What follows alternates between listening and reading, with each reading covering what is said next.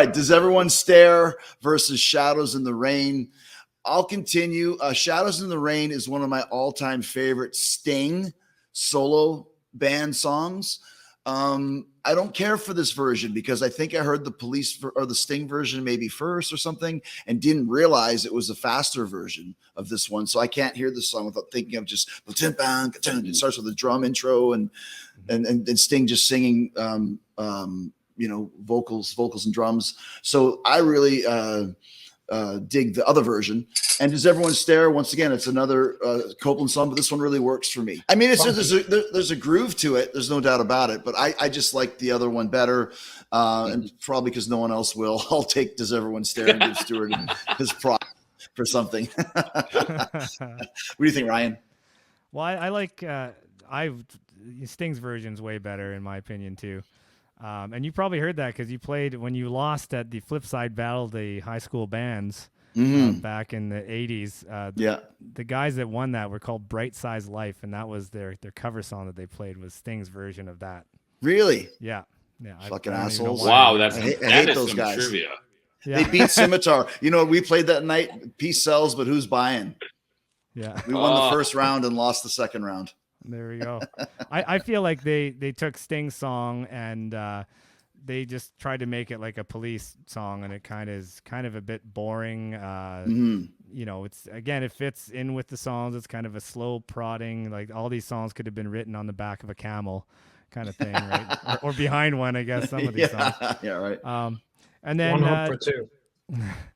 Does Everyone Stare though? I love that song too. It's a Stuart tune, and supposedly he wrote it in college, and it's got that piano thing, and I like the kind of groove that Stuart plays on that song too. It's kind of bouncy and that kind of thing. So I mean, I'm gonna have to go with Does Everyone Stare on that one too. And I like the line, I never noticed the size of my feet till I kicked you in the shins. I don't know why. What do you think, Paul? It's Shadows in the Rain for me. And it's interesting because when you talked about how long, when you talked about Man in a Suitcase, how long that was, I never really thought of that as that short of a song. You said it. And this song doesn't feel like a 5-minute song to me. It feels like I don't think of it as that long. I do love the Sting version. I love this version as well. Woke up in my clothes again this morning. I love it. I'm going with this song. It's not my favorite song on the record, but it's definitely it's definitely one that I remember all the time. I'm going with Shadows. What do you think, Charlie? I like both of these songs a lot. Actually, I like Stuart's song, "Does Everyone Stare?" And like Rybo was saying, it has a kind of bounce to it. And I like the way Stuart plays on this song too. Seems like they put more effort into this song than into the other songs. You know what I mean? And I think it's one of those songs on Regatta that maybe gets overlooked. But what's the other song we're talking about? Oh, Shadows in the Rain. Yeah, that's another one. And I do agree. I like the way Sting did it. He picked it up a bit. It added more life to the song. It's not a standout track on this album, but when Sting does it, it becomes a standout. Right.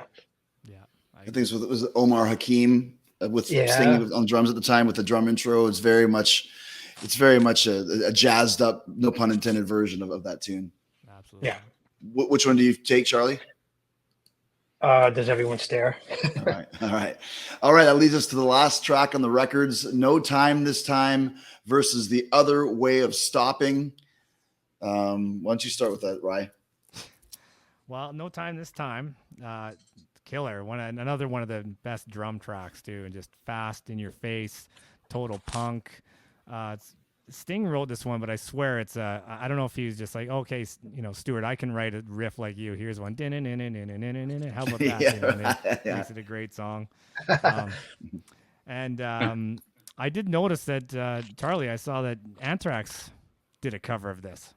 We did a cover back in 94, 95. Yes. Well, very cool. Very cool. I listened to it yesterday. I had no idea. So it's a pretty cool track. That was with Bush on vocals then, right? No, Frankie sang it. Oh, cool. Man, Nephew's got a high range there. Do you have to put his like balls in a vice to get up there? Or? I think at the time Gibson made a balls in a vice thing that they were selling. You can buy the Guitar Center. Oh, that's hilarious. You guys should, Amazon. Getty, we used to use it. that's great. You guys should do. If you guys are gonna do a straight ahead, please tribute band. I got the name for you. What is it? Rock's Anthrax.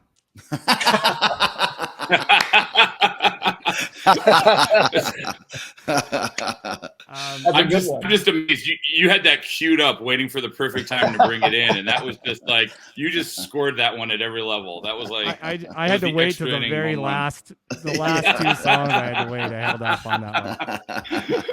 You're like, I gotta lob something up for Charlie to be able to get to this.